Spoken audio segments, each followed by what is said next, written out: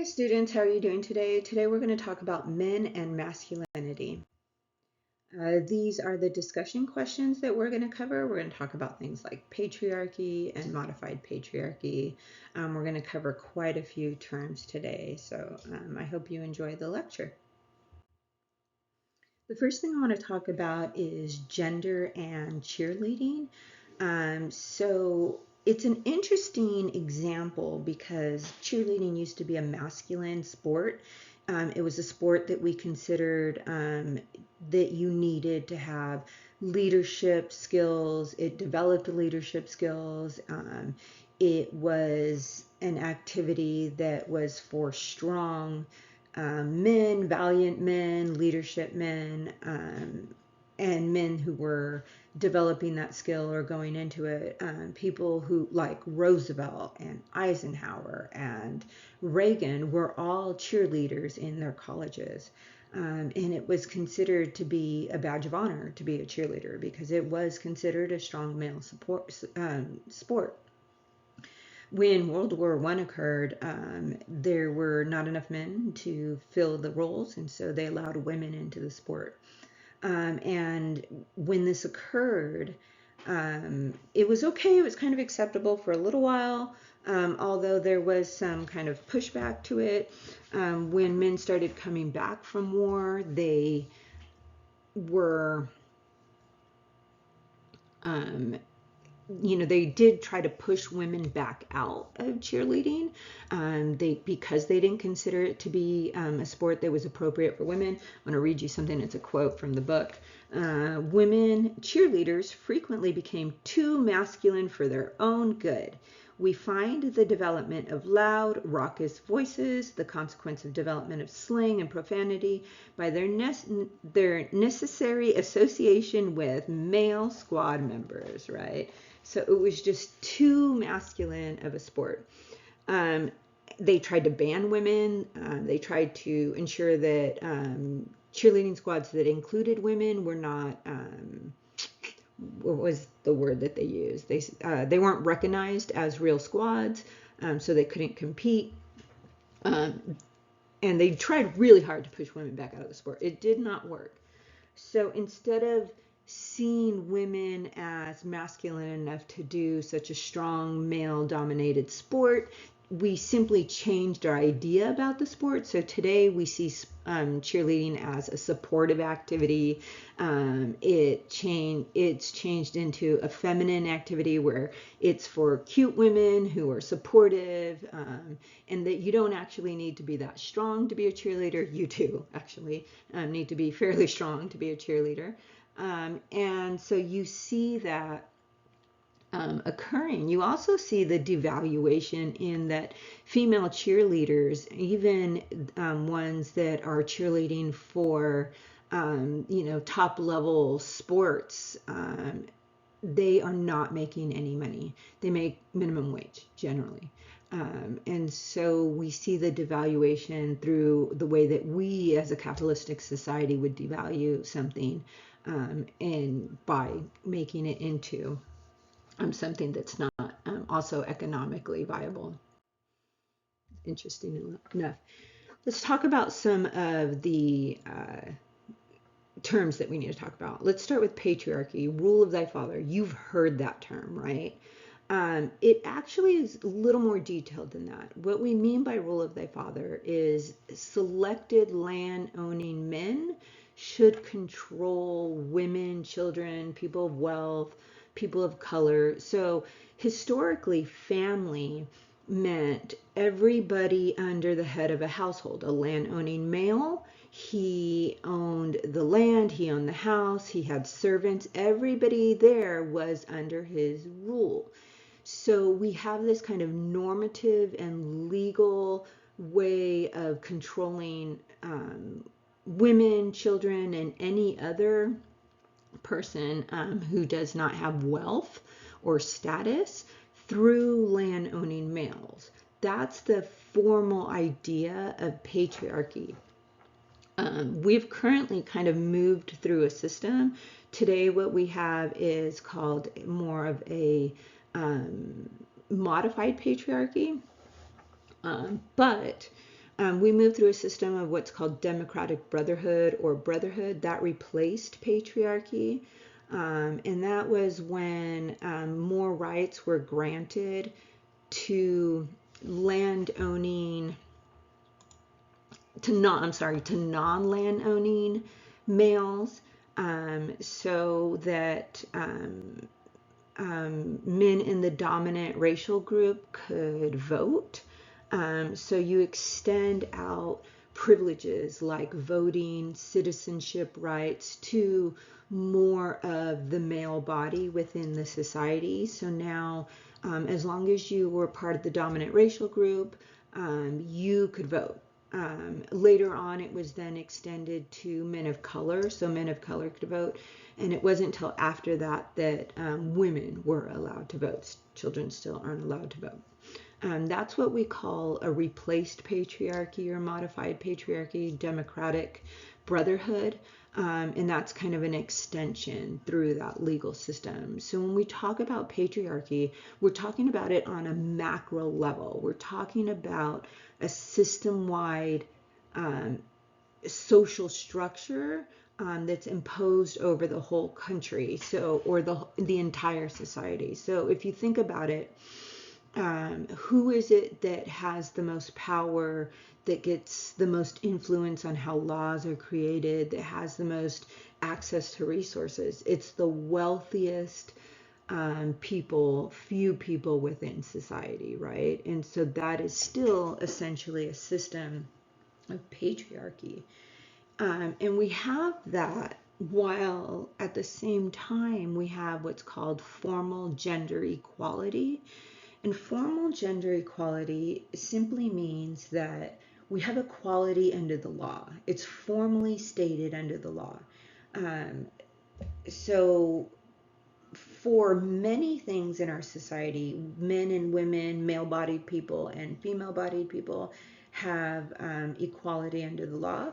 That's not true of all legal things, most notably reproductive rights. We have severe inequality under the law in regards to reproductive rights in our current society.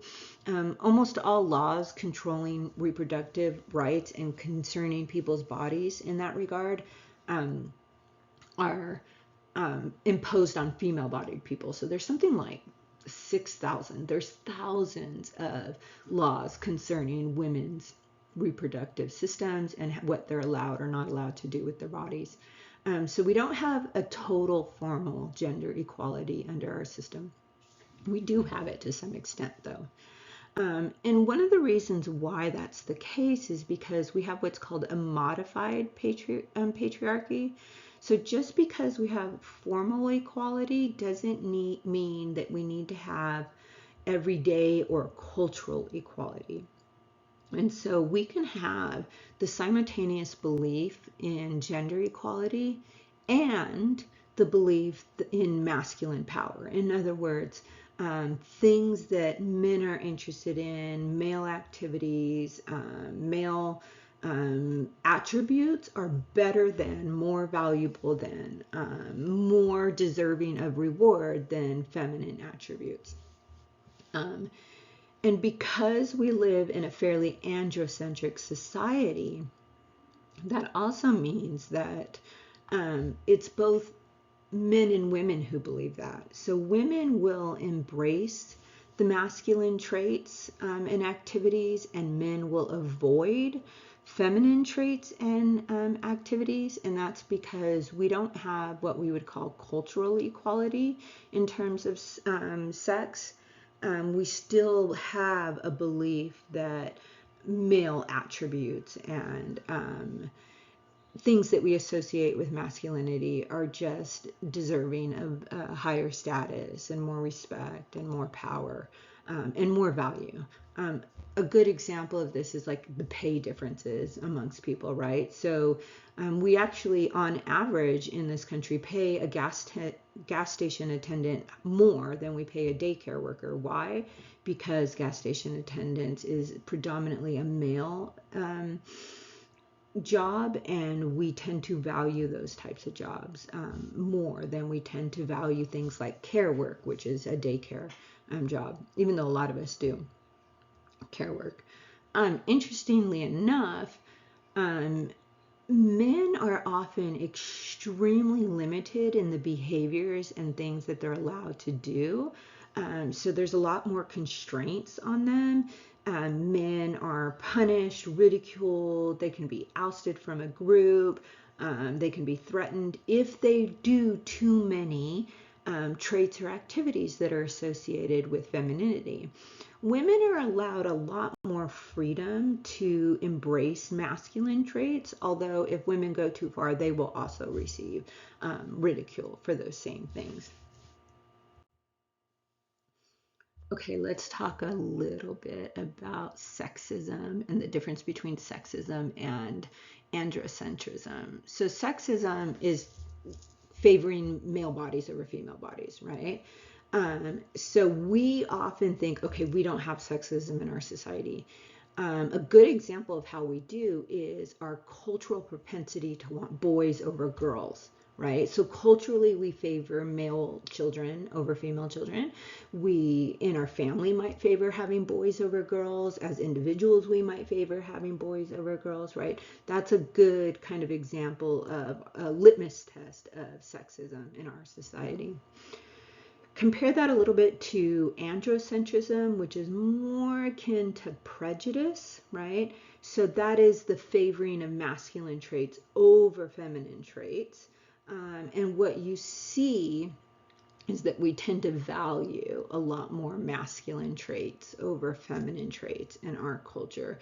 Like we consider crying to be an emotion, but anger not to be an emotion. And women are emotional, but men are not emotional, right? And so therefore emotions, empathy, caring, domestic work are all feminine traits or activities. And we consider them to be less valuable, or we don't put as much prestige on those traits. In addition to that, we do tend to try to practice gendered subordination in our culture.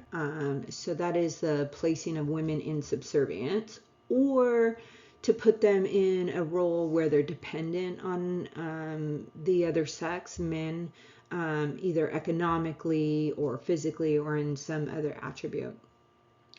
So any culture that predominantly does that or has it built into its social structure, um, for example, in our culture today, we talk a lot, you hear a lot of people talk about in the media, they want to go back to like a better time or a simpler time, and you find that when you ask them what they mean the 1950s. They mean traditional households where men were breadwinners and women were homemakers.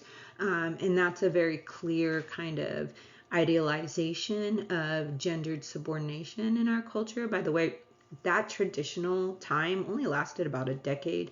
We pretty quickly moved into what was called companionate marriages, where people are more concerned with being friends and companions and both contributing, even though we have kind of what we call a kind of postmodern traditional companionate marriage today.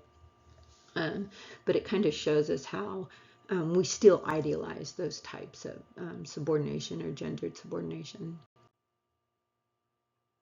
Did I do that right?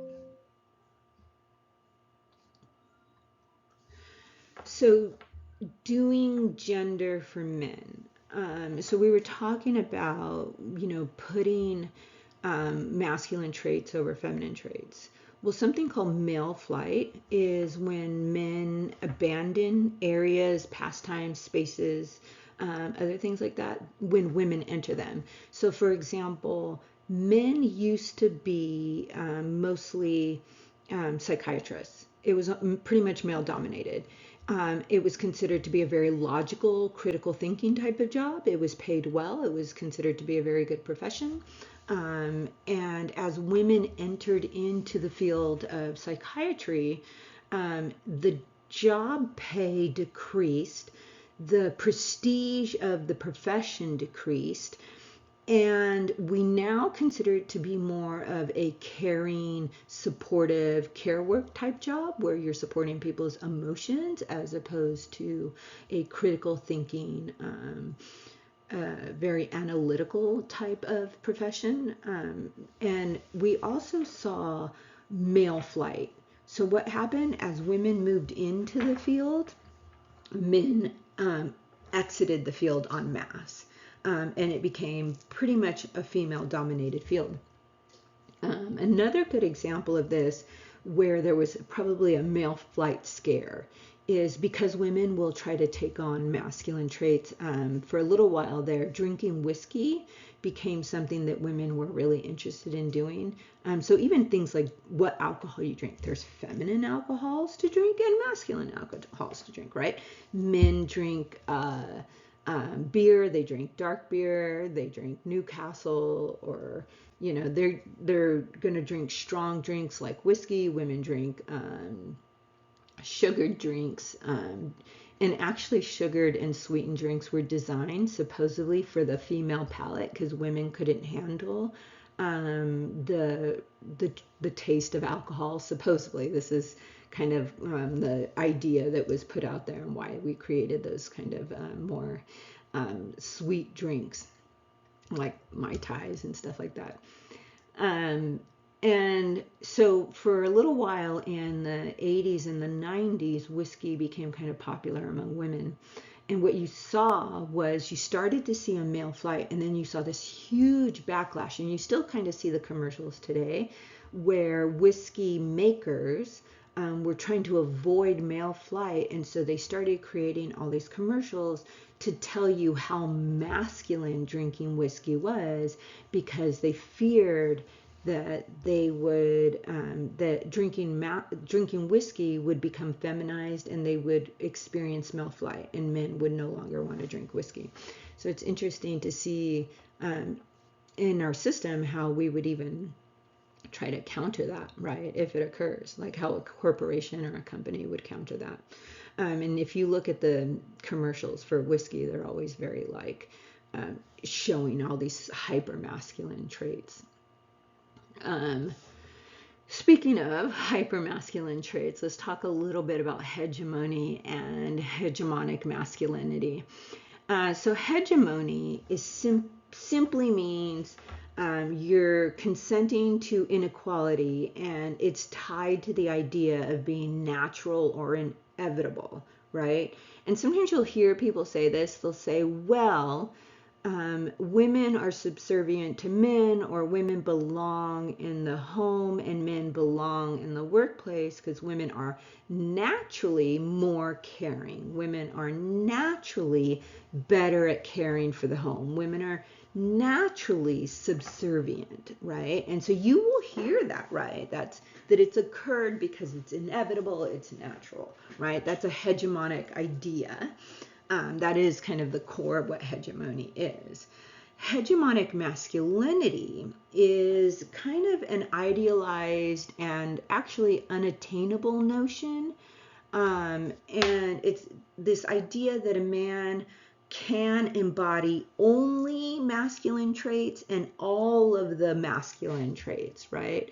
So it's this, a hegemonic man is a fiction.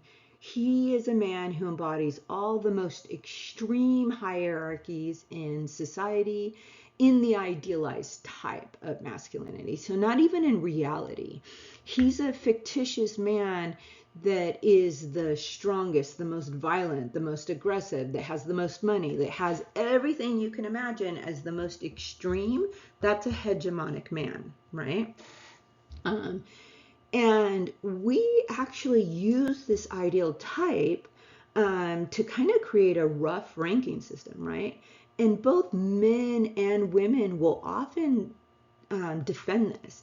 Men will defend a hegemonic masculinity because it can reward them with superiority, usually over women. So like a person who has a lower status because of, say, for example, wealth, will hold on really tightly to hegemonic masculinity because it affords them a measure of power, right?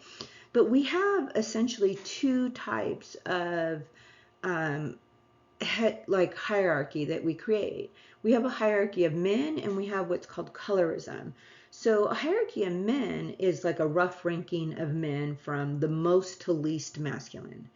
Colorism is a rough ranking of people from the most to the least in terms of skin pigmentation, right? And so those two things combined create a system where we might not say we do this, but it's a rough ranking of masculinity and race combined together, because remember intersectionality, right?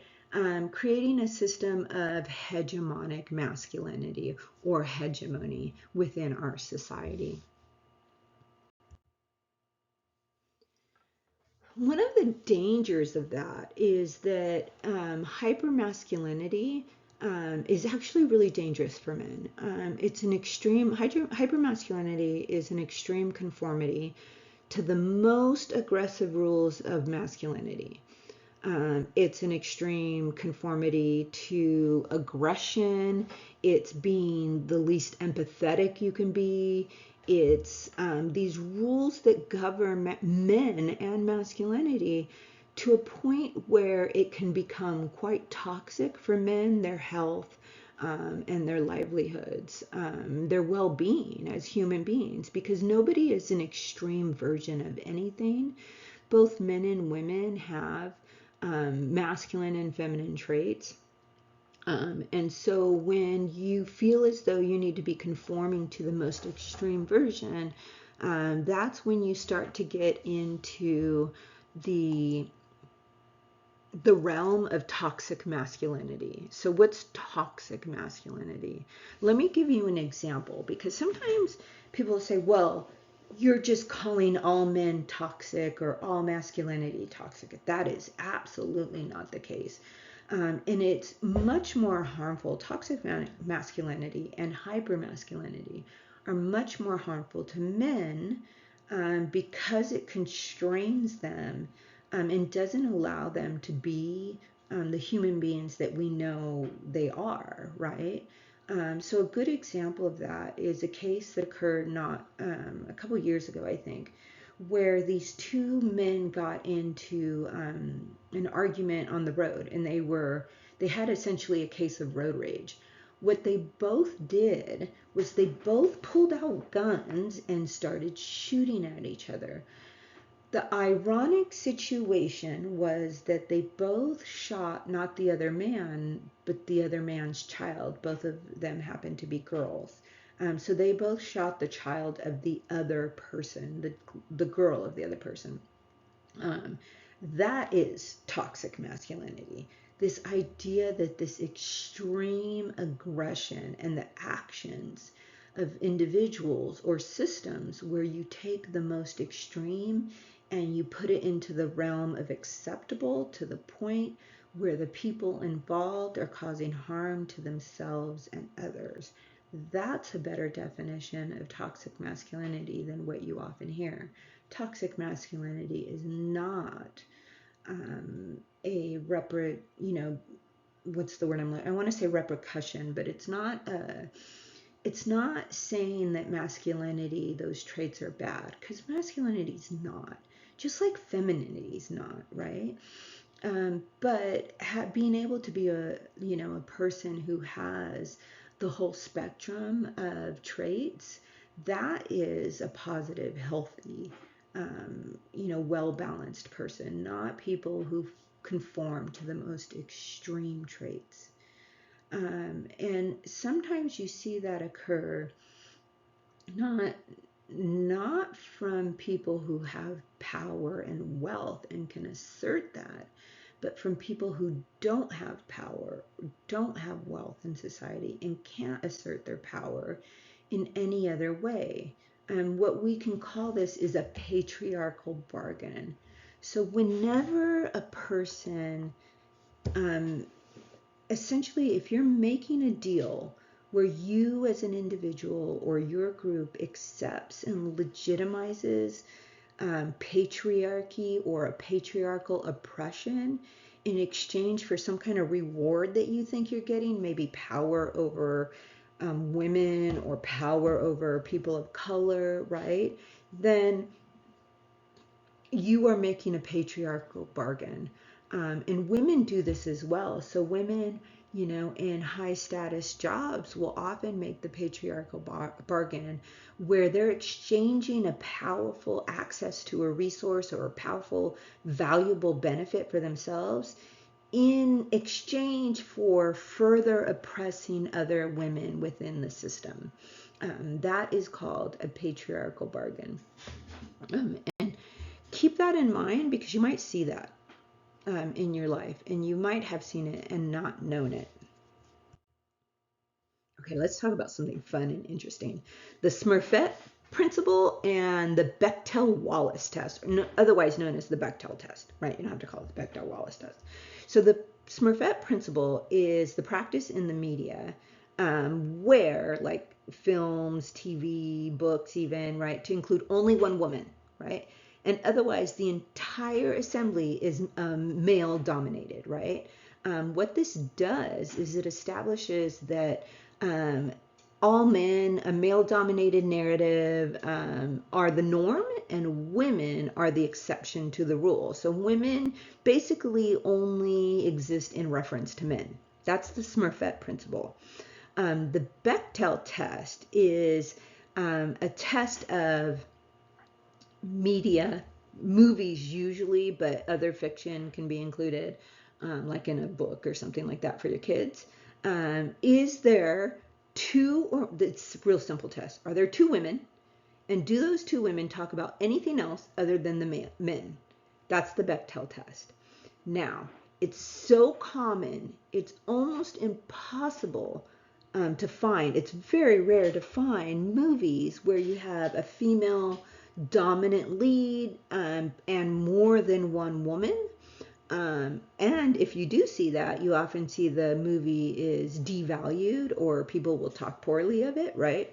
But it almost gives us the idea that the world is just men and men's interactions, and women are only there for maybe sexuality, or you might have like somebody there who's doing the domestic role, or you have two women who are talking about how great the protagonist is in the movie, right? Something like that.